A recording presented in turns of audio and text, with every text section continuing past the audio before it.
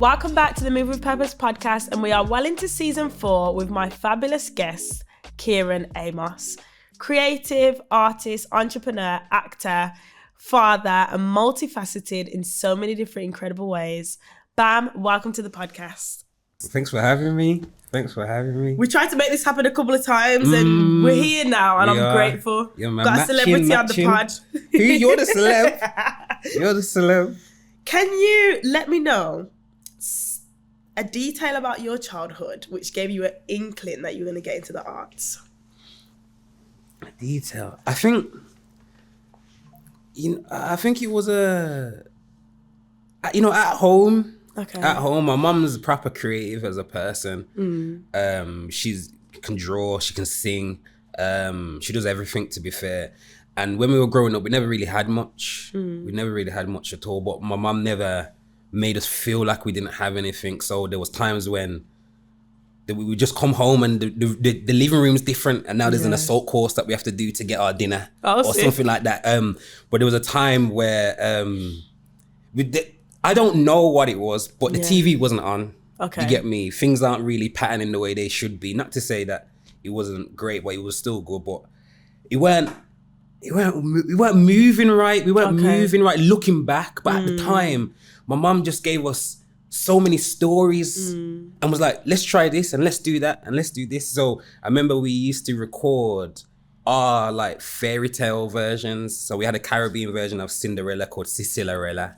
Sick. Yeah, and we'd go back and forth and we'd be, acting around the house. And so when, the ugly sisters come, we'd be stamping like this on the floor. These times we've got no carpet in the hallway, but it makes the good sound, you get me? So we'd record there. And the next bit when she's outside, we record it by the window. So it was from there that it was, just a part of the life and the culture of the house, of the family. And we were always there's bare of us in it, so we're loud. There's always that cousins go upstairs, make a little dance routine, come back down before dinner and that. So I think that was the first kind of moment that I knew that we did creative things, but I never saw it as a viable career at all. What was the family dynamic like growing up? So in the home, it was me, my mum and my brother. But I've got other siblings, the 7 of us all together. Wow. And my mum done a really, really good job of us making sure that we didn't do the half brother, half sister thing. We either brothers or we're not. We're either sisters or we're not. You get me? So the house was free flowing all the time. There's always an auntie coming around. There's always a cousin coming over. So I think it allowed me to understand the different dynamics, different personalities, but it also I was a people watcher. I was very quiet as a child. You get me? I was very, very quiet as a child. So when people see me so expressive now, they're like, yo, I remember you used to sit in the corner. But I'd be sitting in the corner like absorbing everything and watching. And I remember there was a long period of time where I just come home from school and I just look outside the window and I'd make up stories. So I'd see this green car at, number 25. And then I see the same green car at number 55. Oh. And I'm thinking, okay, I wonder what the story is, to get me? And back then, looking at it now, it might be a little bit of an issue, but back then I'm thinking, because they're a superhero, that's where their secret lair is and they have to hide. And that's what I just kept on doing. And I felt like, I was able to look at the world and see that everybody has a story. And I feel like even just as my normal self, that has helped me, just have a level of relatability that, there's a whole journey that everyone's taken just to even be in this room, to get me, that we don't know. So there's a level of appreciation when I do meet somebody. Let me take the time, because now I'm a part of your story, you're a part of mine. What key principles did your mum instill in you growing up? She instilled like a real sense of like self-worth. Okay. A real sense of self-worth and value, and a level of individuality, but also the appreciation for everyone else's individuality and everyone else's experiences. And I think another one was joy and love, man. My mom is a joyful woman. My mom's disabled. Okay. So, small wins and small victories for her, what we would consider small, are massive to her. So, you get me? My mom's one of those moms, if I tie my shoelace, You get me? Let's do a family meal. Let's do a get together. And what it allowed me to do was appreciate the real small stuff, the simple stuff. And it allowed me to understand not everyone has that opportunity to do it. So when you do get, you know, somewhere in life, you know, be appreciative, but also give back where you can. Was church a part of your fabric growing up? Semi. So my mum used to do gospel singing a lot. So what would happen is they'd have the concerts on the Friday, comm service on the Sunday. And then what would happen is, you know, we've got that concert at that church on that Friday, and then the next church on next Friday. So we never really found a home. Still went to a Catholic school, but it wasn't until I looked about 21 where I decided, yo, I'm going church. I want to do this. And what was the pull? What brought you there? The mandem, you know. Really? It was the mandem. So me and my brother Philip, we were kind of just talking about like, yo, I just feel like a little bit empty, man. Like there's something more that we're not really getting to. And unknowing to us, my brother and my cousin are having the same conversation somewhere else. So I think it was I think my cousin phoned me and was like, yo, this might sound funny, but when I go in church on Sunday, you want to come?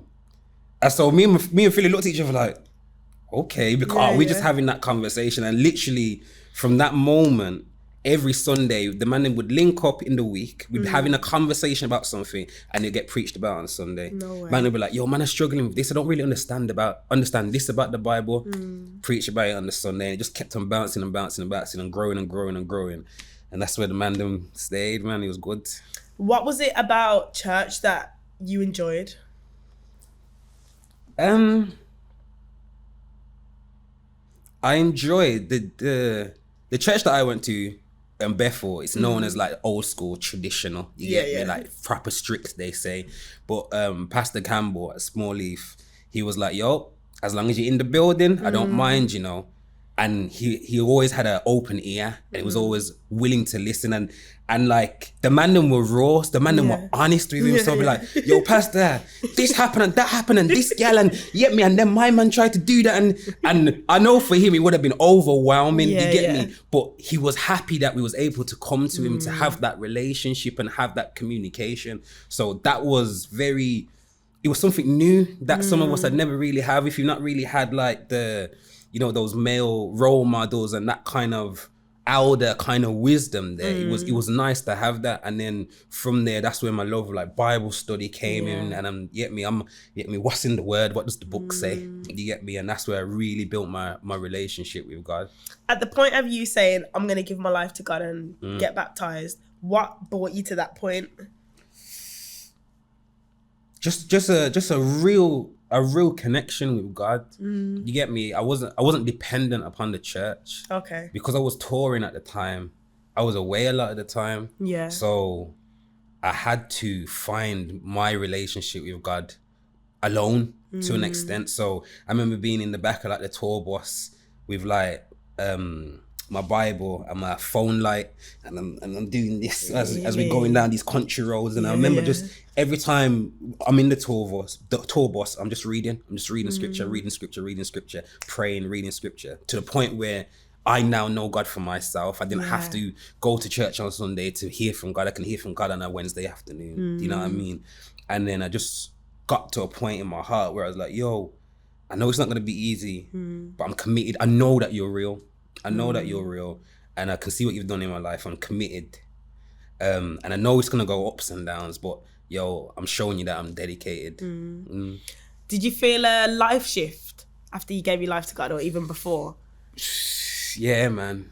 But not in the sense that people think. People think sometimes you get baptized, jump out the water, and everything moving right. But you can jump out that water, and that's when reality hits you. You get me? That's when the enemy is trying to get me. Remember who you are. Remember, no, that's who I used to be. It's not who I am anymore. But luckily, again, I was surrounded by, you know what I mean, the church, the man, them, family that really kept us on the, not even kept us on the straight and narrow, because I'm not saying that man never veered off or don't veer off, but you always remember, God is still there. He's still there, regardless of how far you want to run away. Yeah, he's still there. If you turn around and call him, he'll be there. You get me? I always feel like I remember getting baptized at 17 and I feel like my appetite changed. Yeah, my appetite for life changed a little bit. Yeah, it did still. And what's interesting is at the time, I was 17. At the time, my now husband, we was talking and we was linking from about 16. I know. Oh, okay. Yeah, I know. So we was linking from about 16. I remember saying to him, I'm getting baptized and this can't work, and I just locked it off. Yeah. Because my appetite had changed. Yeah. Did you have an appetite shift? 1000%, man. 1000%. I think I was having an appetite shift regardless. You get me? But I think it was more of a what do I value? Yeah. What's actually important to me? What's actually feeding me? And I think, because I feel like you get that real zealousness. I'm not doing none of this. I'm not doing none of that. For about a week. Yeah, for about a week. And then the man were like going to this dance. I'm like, you know, I could shake two legs, you know. But yeah, man, it was an appetite shift. But no, it was an appetite shift, and I'm thankful now that I look back, because in those moments with the person that I was, and even at that time, I didn't think that anything was wrong with me and But when I look back, I'm thinking, yo, I could have been in a ditch somewhere, you know, I could have made some real bad choices. And, you know, there's some real moments when I reflect and I say, yo, if I'd listened, or if I'd still been on what I was on, I may not be the man that I am today with the family that I have in the place that I am today. So I'm appreciative of those kind of drawn away moments where you get to kind of let's flesh out what actually do we need, what are we seeking, and because of me and the team, and I had a good sense of mandem around that was still mandem, you get me? So they'll fix up, bro, you get me? But they'll be like, can we pray? But you get me? So having that, I still felt organic. I still was able to be an authentic version of myself. I didn't have to kind of fashion myself in the tie and the suit and talk different and so I was glad for that. Has there been a moment in your life today where you really needed to lean on God the most? 1000%, man. 1000%. Yeah. Like, I was ill for a very long time. Thankful. I know when I thank you and your family, you don't even know, but at the time, there was one time when Omar just messaged and was like, yo, I just feel led to send you this. And that was one of my, darkest times in terms, like I was bedbound for 4 or 5 months, couldn't walk, liver, kidney failure, didn't know at the time, missed loads of opportunities, relationships breaking down, all of those types of things. But I forced myself every day just to worship. I forced myself every day to worship and just, you know, let the joy of the Lord do what it needs to do. Yeah. And I was listening to his podcast, Leanne's.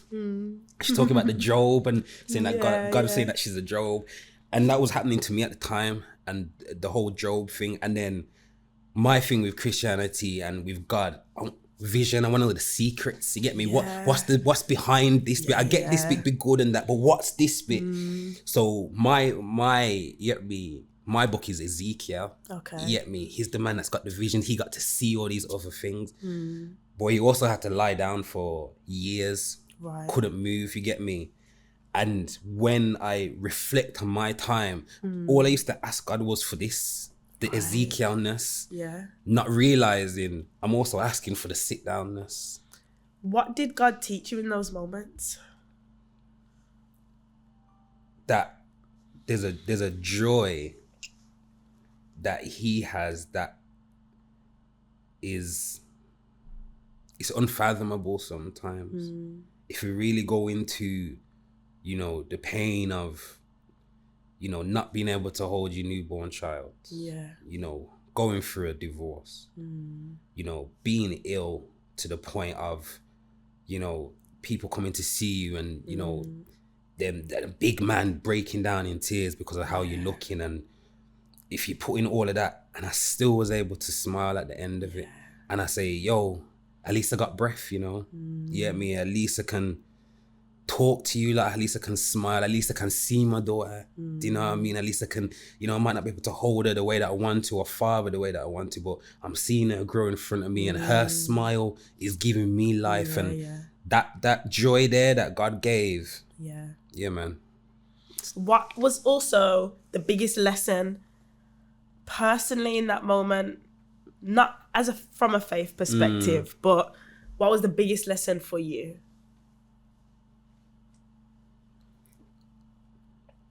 The biggest lesson was, there was two lessons though. There was two lessons. I think I had to address the arrogance that I had. Okay. And in the sense of, I don't not saying it in like a boastful like arrogance, but there's an assumption in life, you go to school, you do that, you get the grades, you go here, and then everything should pattern up right. And in my mind, I'm thinking, I've done it right. Church, marriage, kids, I'm doing it right. Yeah. But it's gone left now. And then I had to say, but I'm saying, why me? Why me? Yeah. Why not? Why can't it be me? Why should it be somebody else? And it's not to say that I'd wish it on anybody else. But if I'm going through this, okay, there's a reason why I'm going through this. There's a lesson for me to learn in this. There's a strength for me to gain in this. And there's something that I can give as a testimony to somebody else. And there's so many people that have heard the story, and these people I revere, you get me? I look at them as like, you're a saint, bro. Hear me? And they say to me, I couldn't have done what you did. That's inspiring, that what you've done, and the composure that you've kept, and the joy and the love that you've still kept in your heart. Maybe I need to go and reflect and do better and So that was probably one of the biggest lessons. And I think the other lesson was just the level of determination that I have within myself. You get me? And the ability to kind of bounce back. You get me? Because even at my roughest part, I'm thinking to myself, I just want this to be over, genuinely.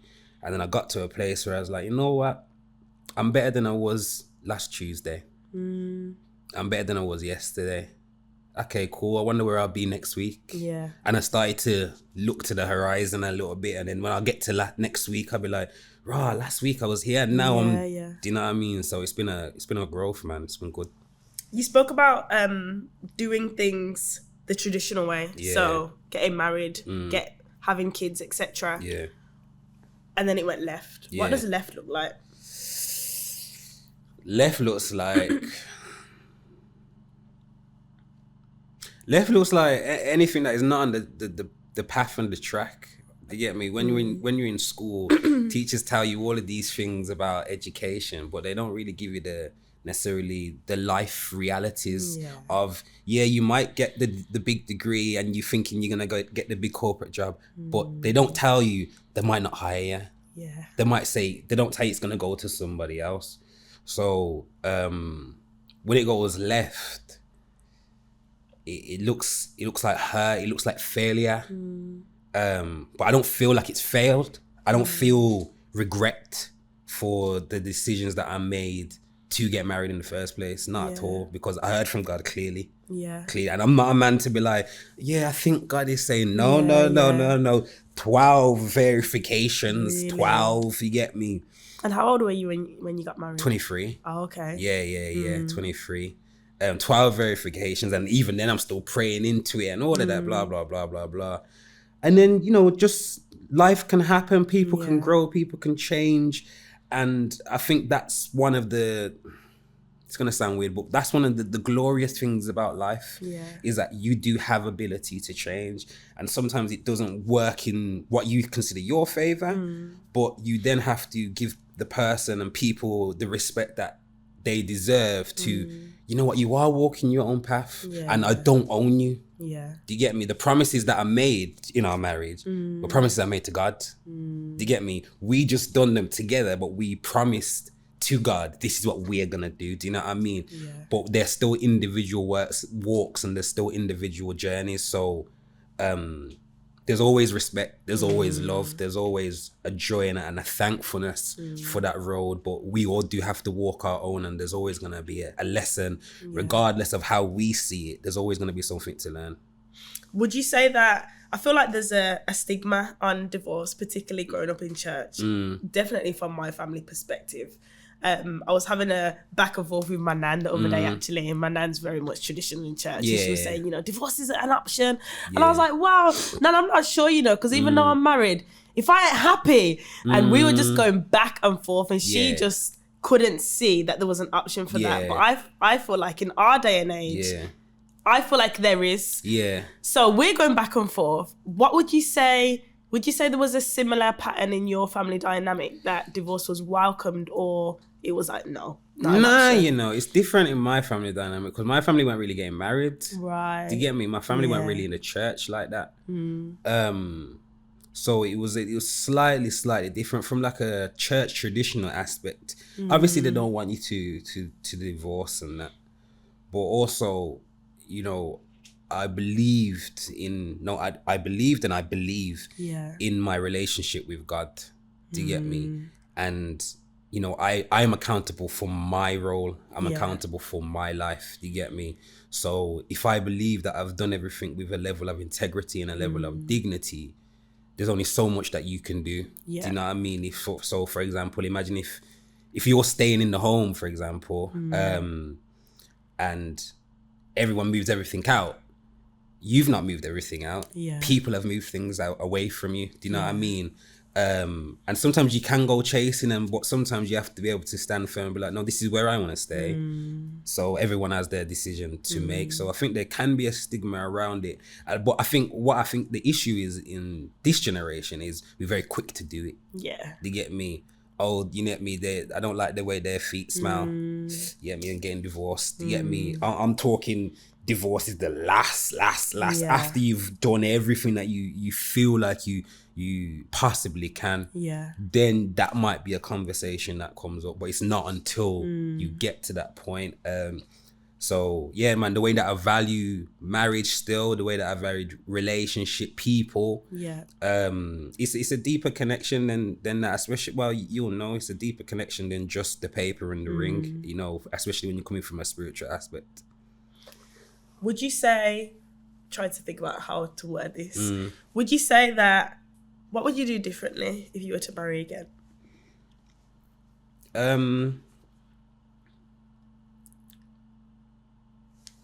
I do a lot of things differently, you know. I do a lot of things the same, but I do a lot of things differently. I think just continual check-ins. Okay. Continual check-ins. Because we were both so young at the time, you get me, the growth from, you know, 23 to 25 is a big jump, let alone 23 to 27, 28, whatever.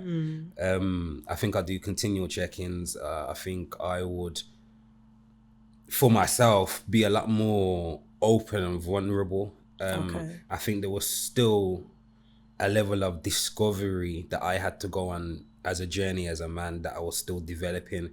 So, you get me, the idea of being a husband and a provider at 23 looks very different to when you're 25 and 26 and you've gone through certain things in life, and, you know, you've started to have children, etc.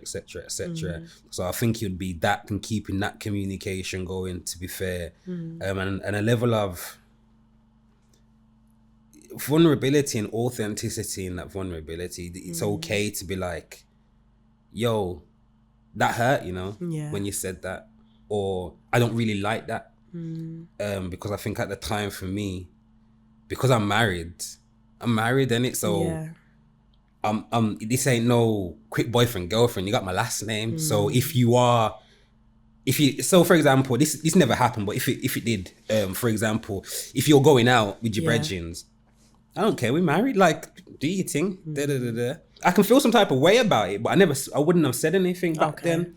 But now I'll be more inclined to be like, what are you going out for? Can't we do our little... do you get me? Yeah. Whereas I was kind of leaving the marriage in a place of, this is where the value is and it's always going to be valued there, right? Without also being like connected to that value in that sense, you get me? I just thought it was enough at the time. While we're married, we're here now, let's just do the path. But you have to keep connecting with each other to remind ourselves, yo, we are married. Absolutely. But you're still my boyfriend, we're still boyfriend, girlfriend, you're still my partner, you're still my brethren, you're still this, I still find you attractive, and I still this, and having to keep that flair going. And I think you know, especially at the time, there wasn't that much guidance around for us to really see, you know, which way it should go. But I feel like, yeah, man, there was those things, that open and honesty. But I think that's more about myself as a person in general. I was very, you get me, stoic. You get me, even when I was ill, I didn't tell nobody. No one didn't know. You get me, from when I can pay my bills and yeah, man, I'm just not about, you know, I don't even feel like going. But the more that you can be open, the more that you can be honest, the more that you can have those conversations, you find a relatability, then you can find understanding. And now we can have a real conversation to get to a resolution. What is it that made you not want to share? Is it not liking to ask for help? I just thinking, why am I burdening? Yeah. I think for me, I was a person that people would come to and be like, yo, I'm going through this, I'm going through that. Yeah, man, cool. And I got broad shoulders. I can hold it. But it wasn't until I couldn't hold it anymore that I realized, there's a plethora of people around me that are willing to hold me up, you know, willing to hold me up. So why am I struggling to try and hold myself up? You get me? When there's people that love me that are saying, yo, I can help you, you know. It's okay. It's okay. Like, and I don't mind. I'm not doing this for I need a return. I'm doing this because you've already invested in me. I've already invested in you, and I just genuinely love and care for you. So it was that, man. What was the feeling receiving the help for the first time? Were you reluctant? There was nothing I could do. Okay. I only could be helped because when I say I'm bedbound, I mean, it's this thing. To get me, it's this thing. I remember it was my birthday and my brothers come to my house, brought food, and literally to get me from my bed to my living room took 15 minutes to walk there. And my brother's holding me the whole way and I'm shimmering like this, trying to get there. So I couldn't not receive the help. I couldn't not keep the help, you get me? And I'm always thankful to everyone that sent any type of message of support. And most people don't even realize what was going on. But sometimes someone will be like, you was on my mind, I just thought, let me say hi. Or as I said, someone will just say, yo, I just feel, you know, led to send you this or whatever. And I just, yeah, man, when that help started to come in, I started to really appreciate the people that I had around me, and it was a genuine relationship. And I had to stop looking at it like, oh, I have to be the strength for everybody. I have to be the strength for everybody, and realize that it's a cycle.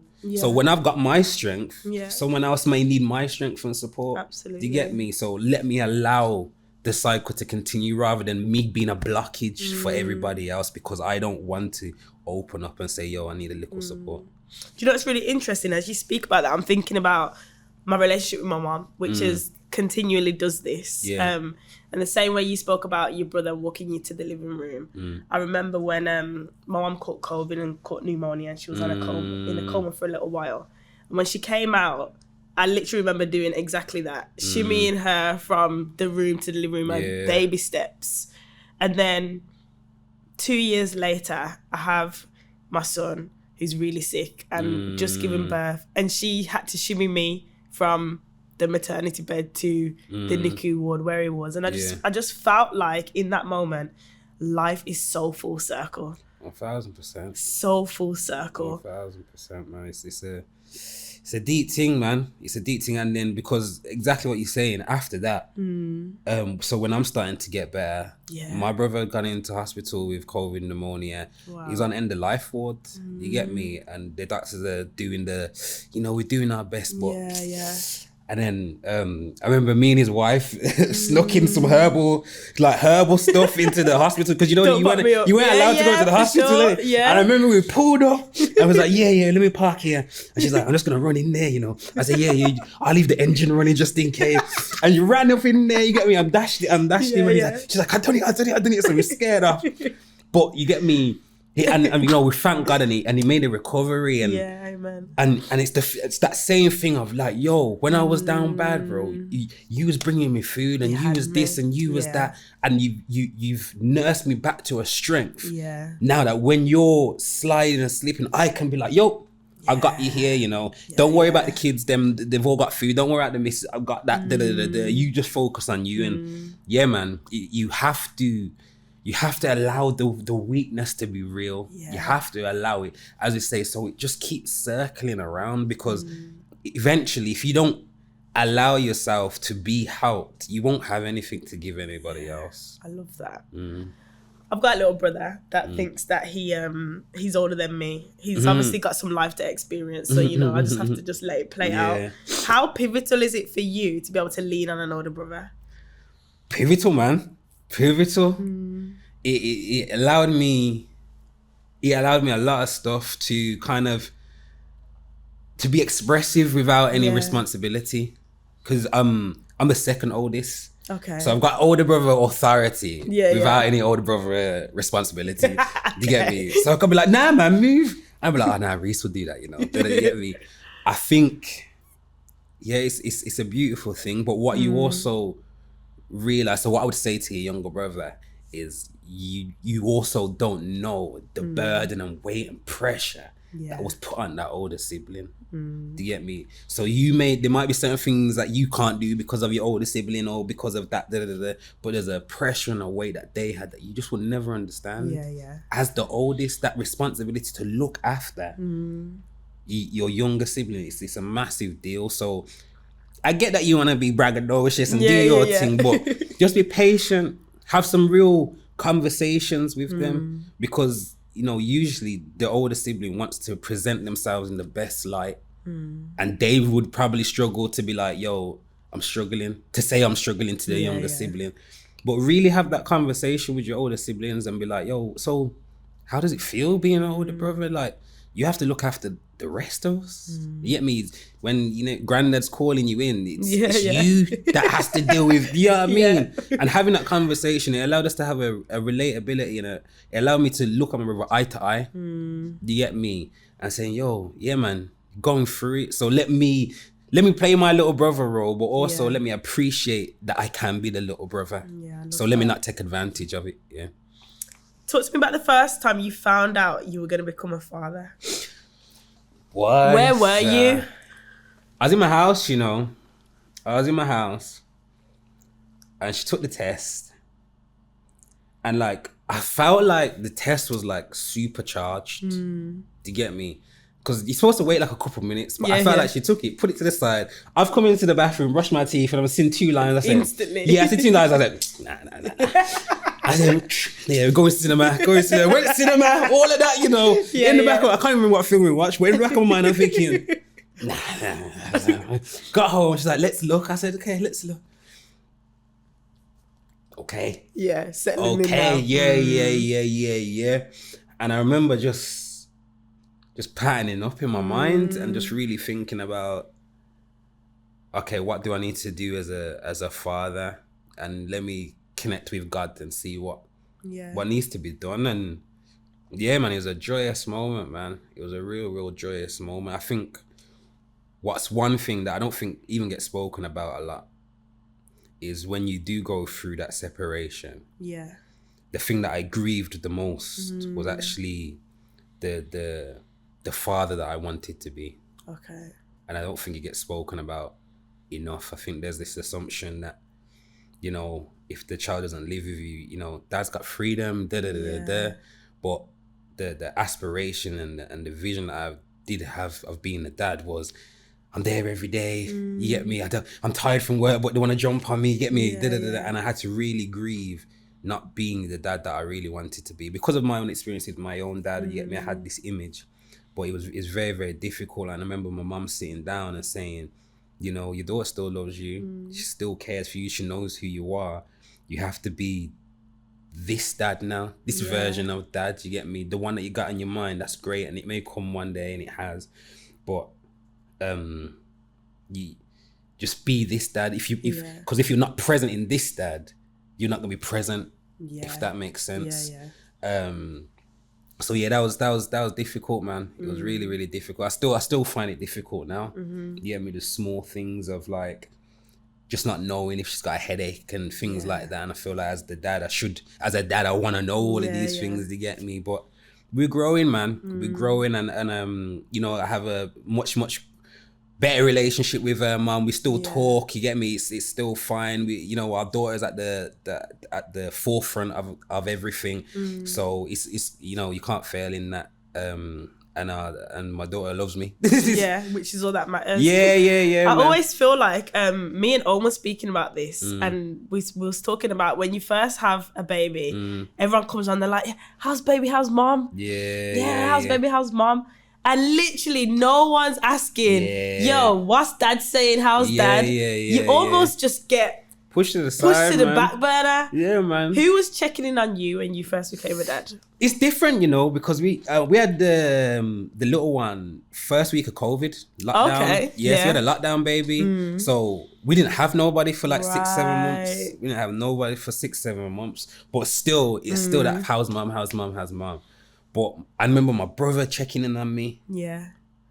And my sister checking in on me just to be like, yeah, how's she doing, honey? How are you doing, though? Have you done this for you? And I remember it was the baby shower.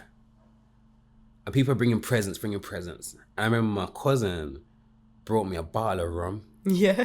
And was like, yo. Hold that. This is for you. And you know the joy that hit me. I said, for me. Yeah, Because obviously you're getting baby shower pillows, blankets, whatever. And I remember getting this bottle of rum. And I remember having it in my cup. And every time, you know, I had like a low moment or something. This isn't good to have a low moment and drink. But I hear it. Yeah. I mean, but it was like when I say low moment, tired, that type of thing. Yeah. I just go to that liquor room, pour it out, and be like, yeah, man, someone remembered me, man. Yeah, man, someone remembered me, man. But I think, yeah, man, when a mum, you know, when a child is born, you know, a mum is born, but also a dad is born. And, you know, and I was saying to people, like, sometimes the conversation just doesn't get spoken about a lot. And I'm saying, you know, yes, the mum goes through, you know, childbirth and the pain of childbirth. But if you've ever sat next to somebody that you love and they're in pain and there's nothing that you can do. It's heart-wrenching, man. Heart-wrenching. What has the experience been like becoming a dad for the second time? Yeah, it's been jokes, man. Really? Yeah, man, it's been jokes. From what perspective? Because there's a level of, I've done this before. But then this is a completely new child. Completely new child, looks different. And like you saying to yourself, I didn't know that my genes could do this and look like that. But it's been amazing, man. It's been absolutely amazing. And I think seeing their bond together and, you know, sisters are doing it for themselves. Man, it's beautiful. It's beautiful. They'll just be holding hands, But I think the experience about it has been great. And my partner now, like, she's been so receptive of my oldest daughter, and they have their own bond. And for me, that was super important, because I needed you to have your own connection. Do you know what I mean? And they do. So now I can already see it. I can already see it. We need to do like a girls' night, and Dad, you get out of the house, and that. I don't mind, you know what I mean? But it's just great to see, man. It's really, really great to see. It's allowed me to see the world in a different way now that there's two, and I think just older, having a child, things that, you know, you thought were important aren't as important anymore. I always feel like we underestimated baby number 2. So I say it like, we were like, we've done this before, like, we'll just use the same things that we did for Rain with Mally. Listen, this boy has come to rock up my whole team. Don't make me laugh. Nothing that worked for Rain works for Malachi. Nothing at all. It's like a new learning. It's like a new experience. Almost like I haven't parented before, is the way this boy's got it feeling. Hilarious. What is the one thing that's remained consistent in parenting? It's what someone told me, you know, before I had my first daughter, and they said, parent the child you have and not the child you want. Oh, okay. So the way that I learned to parent and the way that I parent is about who the child is.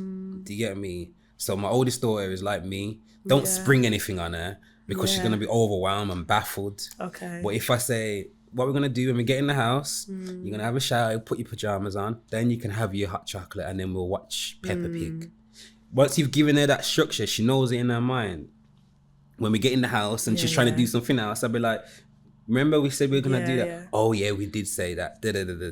That works great. But you see, this one here, even though she's a little bit, you know, even when she's drinking and having milk and all of that, any type of distraction.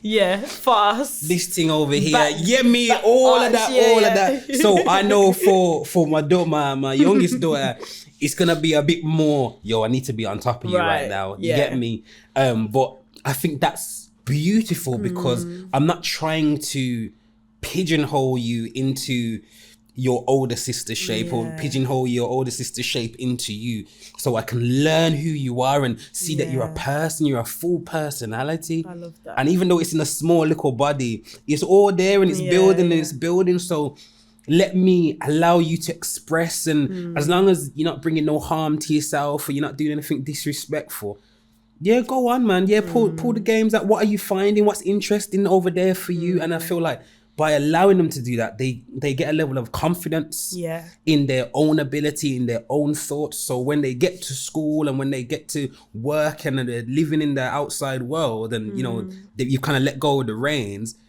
they've got a confidence in their own thinking. They're not going to be necessarily, you know, swindled and bamboozled because someone said, do it like this and do it like that. They've got a confidence in who they are. I remember being heavily pregnant and Owen was like, we need to go and watch Bam in this new show. And I'm tired, you know, and I'm like, if it was anybody else, it'd be no. But true say it's Bam, I'm coming. Yeah. And it was the first time I watched you live, Grind Boy. And the whole time I was like this. Yeah. The whole time. And I'd known you for years before that, but never got to see you in flow, up close and personal. I was absolutely mesmerized. Thank you, appreciate it. Absolutely mesmerized. How did you get into acting? I think, as I said, you know, growing up was always creative and all those types of things. But it's when I got into college, you know, I liked acting in school. I done it for GCSEs and that. Got one of like the highest marks in the UK. But at the time, I'm thinking, oh, that's nice. But, you know, no one doesn't get paid from this unless you're Hollywood, Marvel. Do you know what I mean? So then I remember going to college and then I was in a government and politics class and they asked me what the last 10 prime ministers were. Can I go to the toilet, sir? Because I don't know. You get me? So I'm just bopping around the college and I bopped into a room and it was the drama block. And the teacher didn't shoo me away. She said, come sit down. And like they're doing some acting and I'm thinking, well, that doesn't sound good. That don't seem real. And so she's saying to me, how would you do that? So me being bossy and fast, I've got up and I took the book and I said, da, da, da, da, da, and then you need to come over here and da, da, da, da, da. And then, directed. And then from there, she got me onto the course. Okay. You get me? And even then still, I'm still thinking I'm going to do law. Still going to do law or accountancy. But I remember she phoned my mum and she was like, I know he wants to do law, but I think he should do acting and pursue that. And my mum sat me down and was like, yo, just try it for a year, take a year out. And I took a gap year. And then we're still here now, man. We're still here now. But I think, so after that, for the next step to actually get me further, it was my cousin. And I hadn't seen my cousin for years, you get me? But yeah, like the last time we was all, and it's so funny when I think about it. So it was like me, my brother, and like my 3 older cousins in this room when we were kids, and there was a passer outside and they've all ran outside. They've not let me go because I'm young and I'm vexed. I'm like, I don't care, whatever. And I remember that was one of the last times I got to see my cousin, you get me, for a good few years. And then it spun back and then it was, oh, you know your cousin Corey? I said, yeah. He goes drama school now. And my brother's like, contact him if you want to get into the acting thing. So I've done that face hi, don't know if you remember me, but and he's like, yeah, man, shout me.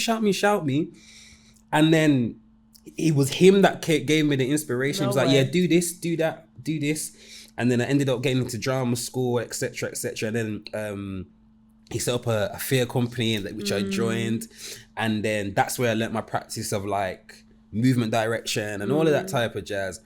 And when I think about all those people that was in that room that day, you get me? So I've gone on to do what I've done. Corey Campbell's now the artistic director of the Belgrade. Thomas Fernell is on the West End doing Hamilton. I was just at my brother's album launch yesterday.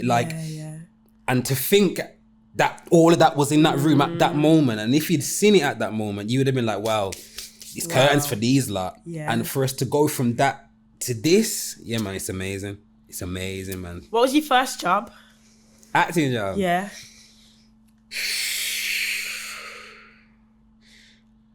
I was I'm nervous. It was funny. I was in a play and I didn't even have a role.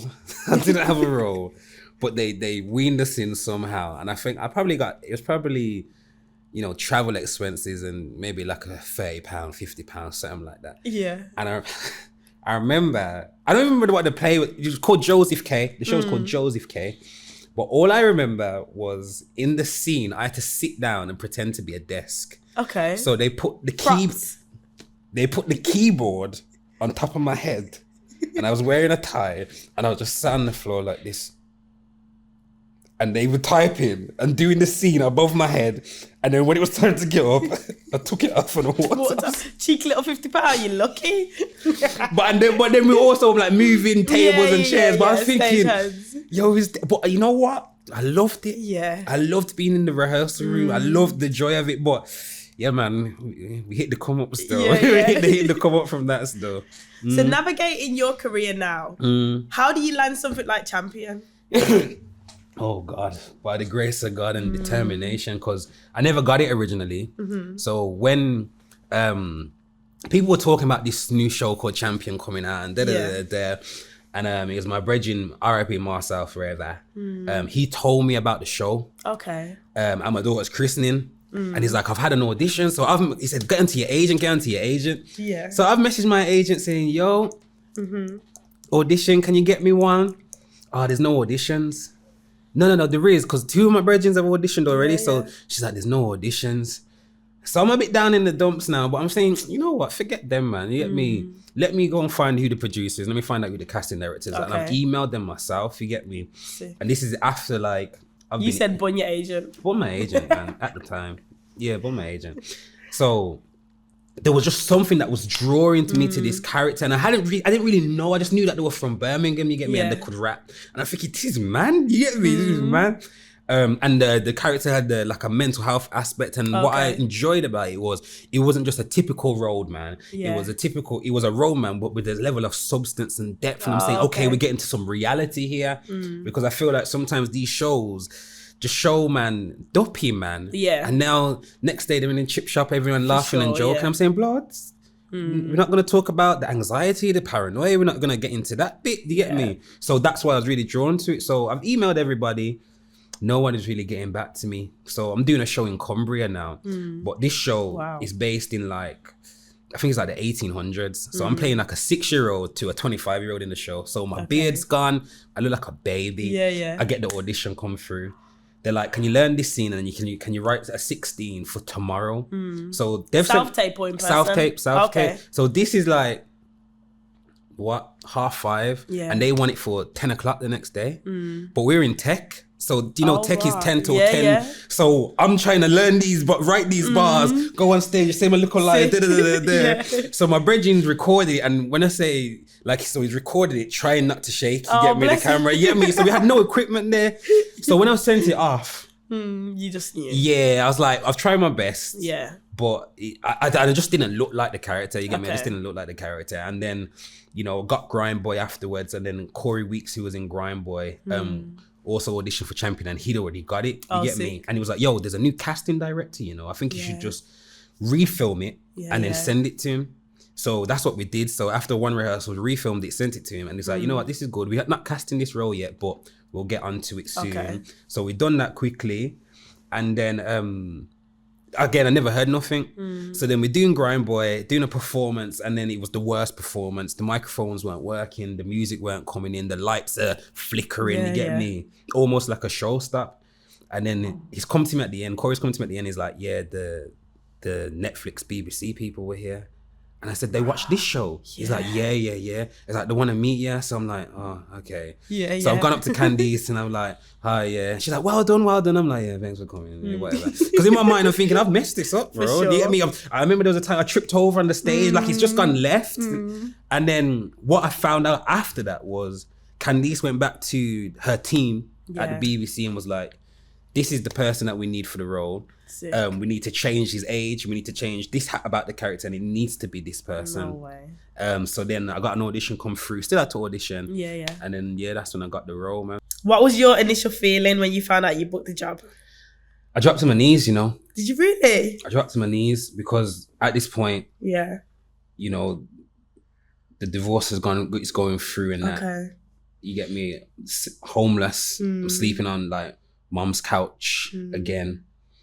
You know, missing my daughter, not having that kind of financial stability to provide, not really, because things were up in the air, I'm not really knowing, am I going to be able to see her? And, you know, I need a home, I need somewhere to stay, you get me? I remember I dropped to my knees and I just thank God.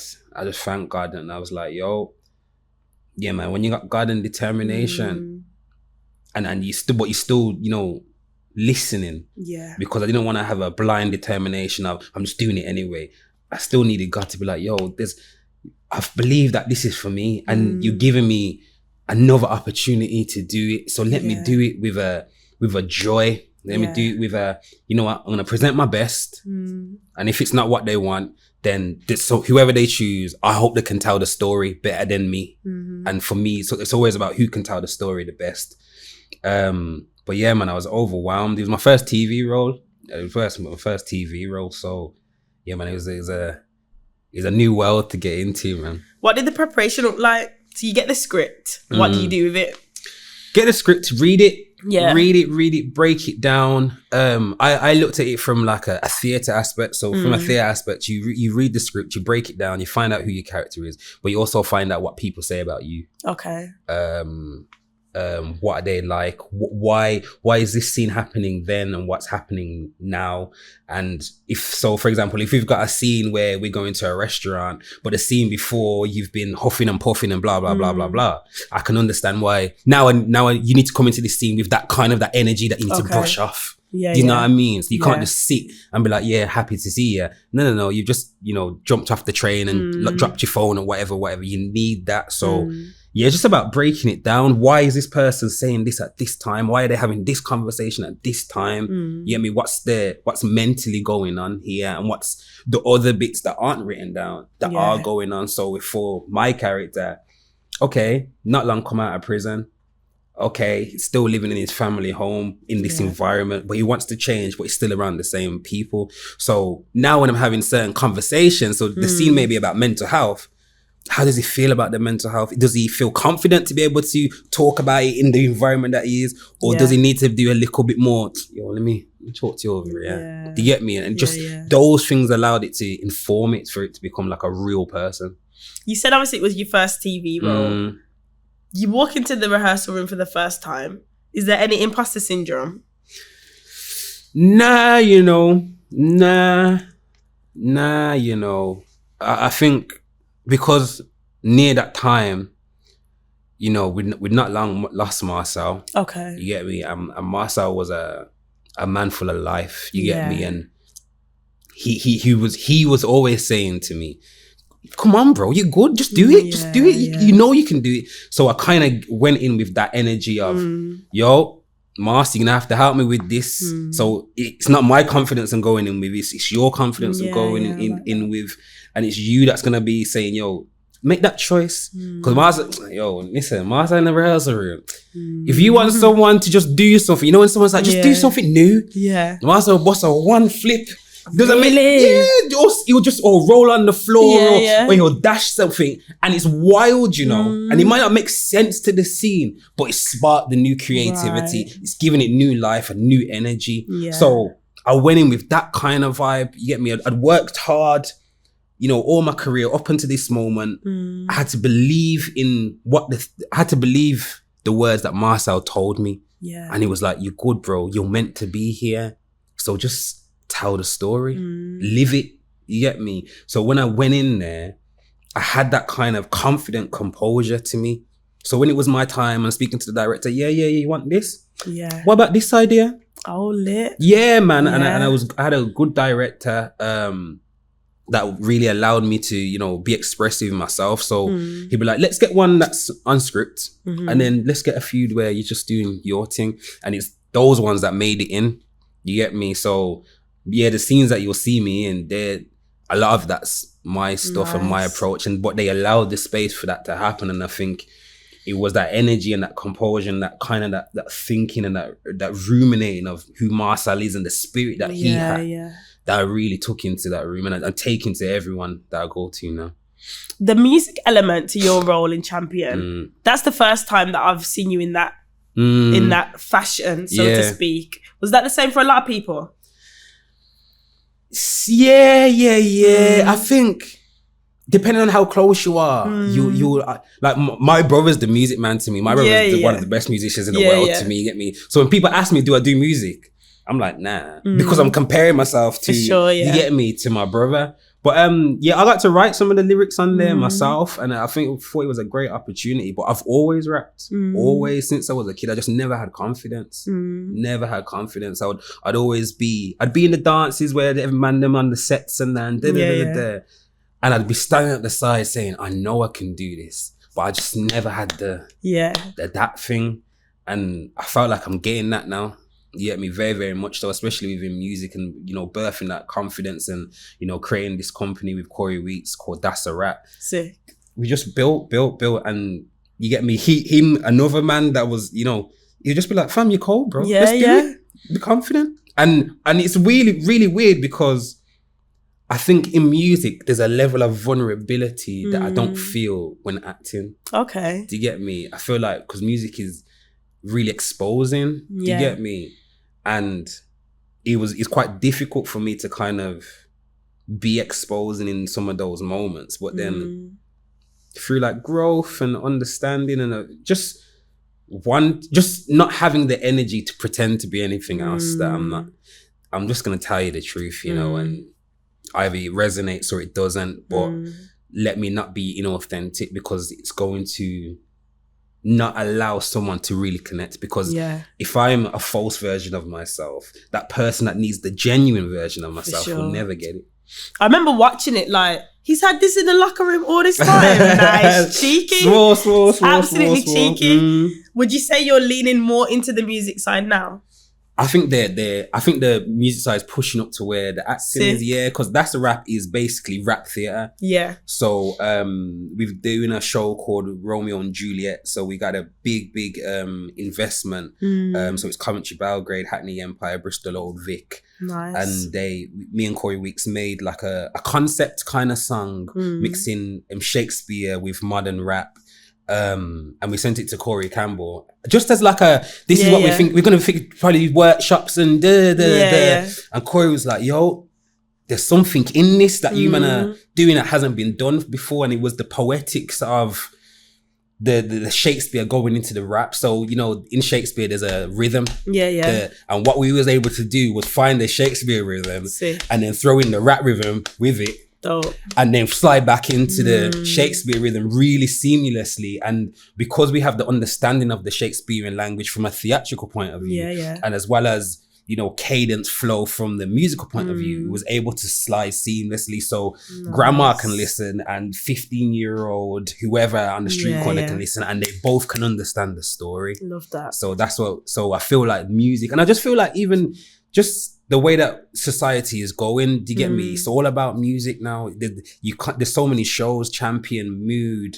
Hamilton, them type of shows there that are bringing in music and rap in particular to the forefront. And, you know, for That's a Rap, the company, we feel like, yo, it's about time the people that started it culturally get to be seen. Do you get me? Because when we were 15, 16 writing bars, who knew that those bars that we writing can turn into millions when you're older if you've just got the right navigation. And you know, a lot of the time that the higher ups and the commercial people would take what we're doing and steal, put it in a new box, and then and what we're trying to do is, because we're in the conversations in that room and still connected here, we're saying, yo, let me just translate this language for you. Do you get me? Let me translate this language for you. So this 16 that you've written here, do this, do that, do this. Now that's a scene. You got 10 16s. That means you got 10 scenes. You got to play. Yeah. Let's have a conversation about, let's move that to here and So that's what we feel the music is doing. There's a massive like entrepreneurial mindset that underpins this thing. Yeah. What would you say has been the biggest learning from a business perspective?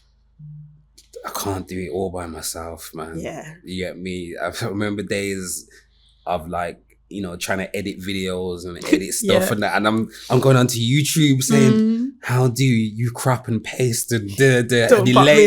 Yeah. And then in my mind, I was thinking to myself, and it was Corey Reeves. I was like, yo, fam, just pay someone to do it. Yeah. And it takes the stress off your mind, and what it allows you to do is it allows you to keep your mind focused on the business and the growth of the business. And I think there's a difference between working on your company and working for your company. You get me? And I think I was trying to juggle both. And I think there is times where you do have to juggle both. Yeah. But when you do have a vision and aspiration, you have to work on the company rather than working for.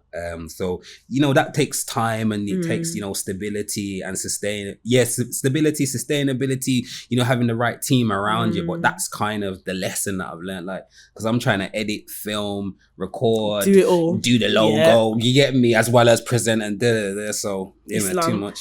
I remember there being a pivotal moment. For me, motherhood has definitely changed that ability to not be able to do it all, just because your hands are tired, particularly with two. But I remember there being a big shift for me in thinking that I'm doing a lot of these things in Eloquent, but they can just be done so much better if the right people are sitting in the right places. And it really is team, isn't it? Yeah, thousands. Team changes everything. Teams changed everything for me. Yeah. We're not where I want to be, completely hands off. We will get there. Yeah. But what has having the right people around you done for your entity? It's allowed the growth at the rate that it is.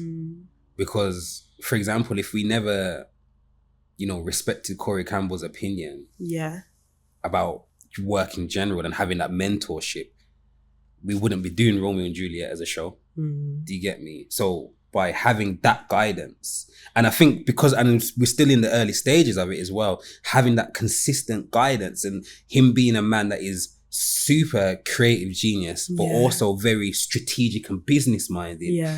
We're able to sit in the rehearsal room and have the conversations. Well, now we're also able to sit in the budgeting meetings. Love that. And the lighting, and what does it take production wise to get this thing created, and having to think about, well, if you're touring a show, you can't weigh 15 tons. You have to find another thing, and and having that team has just allowed for everyone to flourish properly, because, you know, if you're holding 10 plates, it's difficult to walk. But if you're able to hand those plates out, we can get to where we need to go really, really quickly with a stability and a growth. Because I still feel like as you're adding to your plate, you look at someone else's and say, yo, I've got chicken as well. You know what? Give me the chicken for now. I'll pan out the chicken, and when we get to the end, I'll give you back the chicken. And you give me the veg, and because I know where you're walking, there's a bit more broccoli on your side. So let me take the chicken space and put the broccoli space. What a weird analogy, Keiren. No, but that is hilarious. I love it. And that's exactly what it is. It's kind of like leaning and teething and sharing and collaborating. And I think, you know, I'm me for my reason, you're you for your reason. So why am I trying to be you when you thrive at what you do? You get me? And the thing that I'm trying to YouTube and Google and find little tutorials. Oh yeah, it's just this. Yeah. But I've spent half an hour going through these. Trying to. Yeah. So I think it's that, man. I think it's that. But I think, again, that comes with the being around people that, you know, you can be confident around, and we also be confident around to say, yo, I don't know, you know. I don't know. And not feeling like you should have all the answers. I think at a stage I felt like I should be able to have all the answers. I should be able to get all the information. But when I was saying, I don't know, that's when I got connected with the people that I needed to get to, even because I'm thinking I need to get to this person to get to that person and get there. But for when I said, I don't know, I've never really spoke to them. Well, I know them. And then now the conversation's there. So I think it's about the individuality and playing on your strengths as who you are as a person. You spoke about Champion being your first TV gig. Would you like to lean more into TV? Yeah, man. Yeah, most definitely. The budget is different. I can imagine. It's different. It's a good time on TV. So it's a very good time. Praise God, amen. Every blessing is a blessing. Amen. But yeah, man, I enjoyed TV. I enjoy TV. I love theatre to the maximum, and that energy on the stage, and it changes every night. Yeah. But there was something about TV that I enjoyed, that I just was able to act and just be and live in the moment. I think when you're on stage, I'm thinking about my lines. I'm thinking about hitting that spot. I'm also thinking, at the end of this scene, I need to make sure that I take the chair off. And what's the next scene that I need to do? And da-da-da-da-da. Whereas TV is kind of broken down into sections where, okay, we're doing this section here. Okay, cool. And I just need to say my lines and go. Safe. But so it's good in that sense. And I just want to work that muscle a little bit more. It's the first time, and people have always said to me, I'd love to see you on TV. I'd love to see what you do in film. So getting that little glimpse of it, and people being really happy with what they saw. And I'm talking about, at the premiere. Yeah. And my episode hasn't even come out. So they only showed the first 2 episodes on the premiere, but I jumped in with episode 4. So no one didn't really know who I was like that. I remember the one of the top BBC producers came up to me and was like, "You're Keiren, aren't you?" I was like, yeah. It's like, excellent work. Wow. Excellent work. And in my mind, I've got nothing to compare it to, so I don't know if I've done good. I've enjoyed it. But, getting that kind of thing from the industry head saying, excellent work, but also getting that kind of cosign from my peers that I truly respect, saying, yo, you done what you needed to do.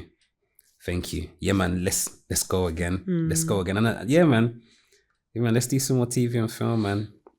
What would Marcel say, if he was here to have seen Champion? He'd have been gassed, man. He'd have loved it. He would voice note me continually with saying my lines. Yeah, he'd voice note me continually saying my lines. He'd talk about being in the next one. He would already have like a spin-off show just for my character. Yeah, man. But he would have, just would have been prouder, man. Most definitely would have been prouder, man. What was the process like grieving Marcel? And I'm gonna say grieving your idea of fatherhood, because you mentioned you had an idea that had to shift whilst preparing to go into this brand new lane. Yeah. How did you manage that? Difficult, very badly. Very badly. I don't think, I still am grieving it, most definitely, because you don't realize how close you are to somebody. Yeah. Because he was just a part of my life. So you value it at the time, but you didn't value it. You get me? So even when you're meeting people that knew him, and then they loved him and he loved them, you understood, I actually knew him a little bit deeper than that. I knew the highs, the lows, the ups, the downs, and man, trying to manage the grief of it. It's difficult. Like, it made me ill. It made a lot of the man ill, because we went into kind of like, let's make sure everyone's okay. Is his kids okay? Is his sisters okay? You get me? Is his cousins okay? Is his mum and dad okay? And we kind of went into that mode, you get me? Which, I don't regret at all, but it wasn't until, maybe like 8 months, 9, maybe like a year afterwards, the man hadn't really even sat down and spoke about it. You get me? And even all now, he ain't really sat down and spoke about it. And you get me? It's ripped us apart still. Yeah. It ripped us apart. And then the last show that I was in, kind of like, he addressed grief. And it was interesting that after I'd done the audition for that, I was ill for 3 months. Right. Because it's the first time I'd ever expressed anything out of my body, and I felt like my body was like, oh, can we deal with this now? Because you're tired, and you're this and you're that and you fall flat. And then my cousin as well, that was in the show, and he don't ever get ill. He was in hospital for 2 weeks before the show even started. And when we're going through the show, it's not clicking and it's not getting right. And again, because we worked with him so closely, whenever we thought creatively, it was, oh yeah, Marcel would do that role. Marcel would do this role. So even my cousin didn't want to be in the show. Yeah. But because he knew this role would have been Marcel's role. You get me? And it's that major shift of thinking differently, creatively, because in our minds when we're creating, it's, oh yeah, you'll play that, and you'll play this. And now it's very, very different. It's difficult. It's hard to talk about. But we're getting there, man. And what what I am thankful for is that I was able to experience his love and experience his kindness. And even though it burns that it's not here, I have to be grateful that I experienced it, because some people haven't experienced any type of love. And for me to have such a deep-seated love that, you know, resonates through his family, his friends, his children, his wife, you know, his sisters, his cousins, you get me? Like, it's a blessing to be a part of that and a part of that legacy, and to have known him. And even my daughters know him. And, you know, sometimes we'll just go to the grave and just chill, relax when it's sunny, grab a little food, sit down and just be there. So that spirit is continuous, and that spirit is God's spirit. Genuinely, if you knew Marcel, he loved the Lord. Absolutely. You get me? Regardless of anything, he loved the Lord. Infectiously, right? Yeah, man. So it's a journey, and it's a journey that we process. And I think as we hit these milestones, you get me? So even having another child, and I'm thinking, yo, you get me? But what was nice was we was able to get my daughter christened at his mum's church. Nice. You get me? So it still felt like a part. But yeah, man, it's a process, man. I don't think you'll ever stop hurting. We just have to see the memories as joyous rather than, oh my gosh, I don't get them again. What would you say is next for Bam? Creatively or just as a person? Just as a person. Just about authenticity, man. Authenticity. And, you know, I'm in a place, and it may be a bit daunting to people that I have relationships with that, you know, feel like they know me, and they probably do, but you're probably going to learn a lot more about me. Just because I want to be authentic. And it's not to say that I've been lying about who I was at all. Yeah. But sometimes you'll hide facets of who you are to people. And I think there's a space and time for those things. But for those people that are closest to me, yeah, man, just authenticity, growth in that, a level of understanding. I'm always interested in like the mind anyway. Yeah. But I want to know why I tick the way that I tick. Okay. And I'm intrigued to know why I tick the way that I tick, so I can have a better understanding of who I am, and why I do the things that I do, and find the joys in what I do. But also something about, when I was in therapy the other day, he was talking about compassion. Okay. And like the understanding of what compassion is, of like realizing that there's a situation going on that may not be necessarily nice, but still being kind in those moments. And I was like, yeah, man, I'm going to try and do that. And he's like, no. You have to do it for yourself first. You get me? When you're going through something and you're saying, yo, I need to get this done. I need to go and speak to that person. That kindness, that compassion can be, you know what? I'm not gonna go there today. I'm just gonna sit down and read this book, you know, or I'm just gonna chill off and grab a food, or I'm just gonna be with my kids today. And I think I'm trying to do that, because usually I'm go, as yourself is go. But you have to find that time just to be like, let me be selfish. Let me selfish, but in a non-negative context. Selfish in a way of, if I really want to give so much of myself to people, I need to replenish at some point. And you get me? So it may be, you know what, that Zoom meeting, can we do that on Monday? Yeah, we can. Right. And let me just sit in the house and just relax. And then you'll find when you hit that Zoom meeting on the Monday, the energy is there, the confidence is there, the creativity is there. So yeah, man, let me be able to become the fullness of who I need to be in all aspects. That's what's next. I love that.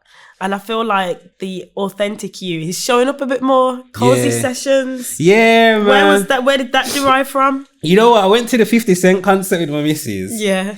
And I was just watching 50 Cent on this stage. And I was thinking, yo, man can rap, you know? Like, I love performing. And I love music. But I can't really do the social media thing. I'm not good at it at all. And if anyone knows me, like, I'm dressed very well today. And I can do the fashion thing every now and again. But get me in my pajamas and my Crocs, just man. Do you know what I mean? Let me chill off. Yeah. So then I was speaking to my missus and she was like, but just do that how you are then, if that's how you're going to do it. But she's saying it in like a way, you get me? And I said, you know what? Yeah, let me do it like that. So I started releasing like some freestyle videos in like my hoodie with my cup of tea in my hand. Yeah, I got my pajamas tucked into my socks still, keep my legs, you get me? I started doing it. And then there was just something about it that people really like, it resonated with them.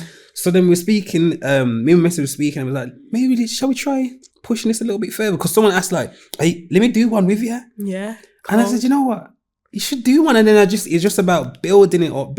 And then we was like, let's hire some space. Let's do this. And let's see if the artists want to come. And they did.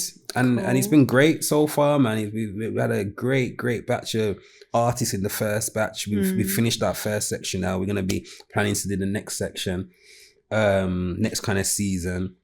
Well, it's been good. And I think it's been good to shine the light on particularly Midlands artists. Yeah. Because I think there's a lot of talent here musically. And unless you're kind of locked into the scene, you won't know it. You won't see it. And I've just been privileged enough to know a lot of people within the scene just by chance, or somebody knows somebody and and when and these are just emails and quick messages like, yo, do this, do you fancy? Of course, bro. I was gonna shout you anyway. Yeah.